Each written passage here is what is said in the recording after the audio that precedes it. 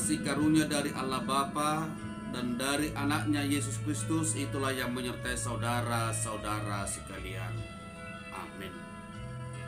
Saudara yang terkasih, kita bertemu kembali melalui sapaan firman Tuhan pada hari ini yang tertulis di dalam Rom pasal 15 ayat yang pertama. Kita yang kuat wajib menanggung kelemahan orang yang tidak kuat, dan jangan kita mencari kesenangan kita sendiri.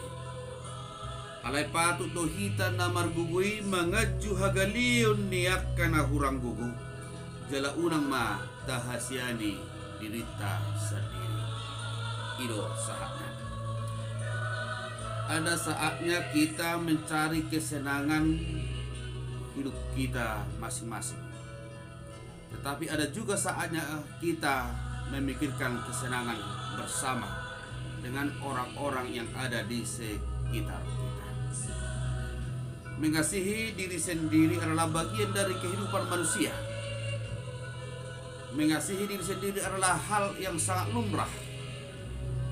Tidak mungkin kita mengasihi orang lain, tidak mungkin kita memberikan kesenangan orang lain sebelum kita dapat merasakan bagaimana nikmatnya kesenangan kita, bagaimana nikmatnya menikmati jerih payah kita sendiri. Tetapi ketika kita telah dapat menikmati kesenangan kita sendiri, maka kita harus peduli kepada kesenangan orang lain. Ketidakpedulian kepada orang lain adalah kesia-siaan. Karena itu Bapak Ibu Saudara, dapat kita baca di dalam Filipi 2 ayat yang keempat. Demikian firman Tuhan. Dan janganlah tiap-tiap orang hanya memperhatikan kepentingannya sendiri, tetapi kepentingan orang lain juga. Ketika kepentingan kita telah kita raih, ketika kepentingan kita telah dapat kita temukan, maka tanggung jawab dan juga kewajiban kita adalah memikirkan kepentingan orang lain. Ada satu kalimat yang dicetuskan oleh Seneca, yaitu istilah homo homini socius, yang artinya manusia adalah teman bagi manusia. Manusia adalah penolong bagi manusia. Manusia adalah penopang bagi manusia. Manusia wajib menanggung kelemahan orang yang tidak kuat. Allah telah mengetahui bahwa manusia itu ada kekuatan dan juga ada kelemahan, ada kelebihan dan juga ada kekurangan, ada kesempatan dan juga ada kesempitan. Maka setiap manusia itu mempunyai kekurangan dan juga mempunyai kelebihan. Maka setelah Allah menciptakan manusia, Allah memerintahkan supaya manusia itu saling membantu. Allah memerintahkan supaya manusia itu saling mengayomi. Allah memerintahkan supaya manusia itu saling menanggung beban seorang akan yang lain. Tuhan memerintahkan hal tersebut karena manusia bukanlah ciptaan atau makhluk yang sempurna. Maka setiap manusia pada waktunya pasti membutuhkan pertolongan atau bantuan dari orang lain. Di dalam Kejadian 2 ayat 18, Tuhan Allah berfirman, tidak baik kalau manusia itu seorang diri saja. Aku akan menjadikan penolong baginya yang sepadan dengan dia. Dungin na debata jahuwa ma dang jadi pujung jolmai hubahem madibana sada pangurupi bahe dongannya. Manusia diciptakan sepadan dongan. Karena manusia adalah makhluk yang tidak sempurna, ciptaan yang penuh dengan keterbatasan, maka Paulus berkata di dalam ayat 7 ini, sebab itu terimalah satu akan yang lain, sama seperti Kristus juga telah menerima kita untuk kemuliaan Tuhan. bantulah satu akan yang lain. Topanglah yang satu akan yang lain. Saling menanggung bebanlah yang satu dengan yang lain. Dalam Galatia 6 ayat 1 dikatakan, kalaupun seorang kedapatan melakukan suatu pelanggaran,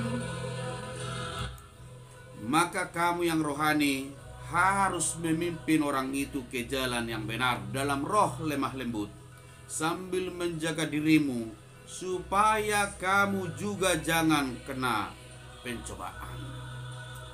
Untuk itu saudara-saudara, ada saatnya kita orang yang kuat kadang jatuh kepada pencobaan. Maka sekarang, selagi kita masih ada kesempatan, selagi kita masih ada kekuatan, selagi kita masih ada waktu, selagi kita masih bisa, mari kita turut serta membantu saudara-saudara kita. Itu yang tertulis dalam Galatia 6 ayat 2, bertolong-tolonganlah menanggung bebanmu, demikianlah kamu memenuhi hukum Kristus. Saudara-saudaraku, ketika kita memimpin orang ke jalan yang benar, menanggung kelemahan orang yang tidak kuat, maka kita telah bekerja untuk kemuliaan Tuhan. Ketika kita membantu orang yang patut dibantu, maka kita telah melayani untuk kemuliaan Tuhan. Maka ketika kita mengabaikan orang yang lemah, orang yang termarginal atau yang terpinggirkan, maka kita telah larut dalam sifat hanya mencari kepentingan diri kita sendiri. Kita adalah orang yang apatis ketika kita tidak memikirkan atau tidak peduli kepada sesama manusia. Ketika kekuatan ada pada kita, maka wajib kita turut serta mempergunakan kekuatan itu untuk turut serta menanggung beban, menanggung kelemahan orang yang tidak kuat. Jika kita membantu orang lain, ingatlah suatu saat nanti kita pasti meminta bantuan daripada orang lain. Untuk itu Bapak Ibu Saudara, kekuatan yang ada pada kita mari kita pergunakan menopang, membantu, mengayomi, menanggung beban orang lain. Selamat mempergunakan kekuatan yang ada pada kita, karena itu adalah berkat dari Tuhan. Jadikanlah kekuatan menjadi berkat bagi orang lain. Tuhan menyertai, Tuhan memberkati kita semuanya. Amin. Terima kasih Allah Bapa di surga, pada pagi hari ini kami telah disapa oleh firman-Mu. Kami turut serta menanggung beban orang yang tidak kuat apabila ada kekuatan bagi kami. Apabila ada kesempatan waktu untuk berbuat baik, waktu untuk menolong, waktu untuk membantu saudara-saudara kami yang sangat membutuhkan bantuan kami, karena itu adalah kewajiban, karena itu adalah tanggung jawab kami sebagai orang yang percaya, orang yang telah Engkau selamatkan. Maka Tuhanlah yang menguatkan kami, Tuhanlah yang memberikan hati yang jernih kepada kami, agar kami saling membantu, saling menopang. Di dalam nama Yesus Kristus kami berdoa dan mengucap syukur. Amin.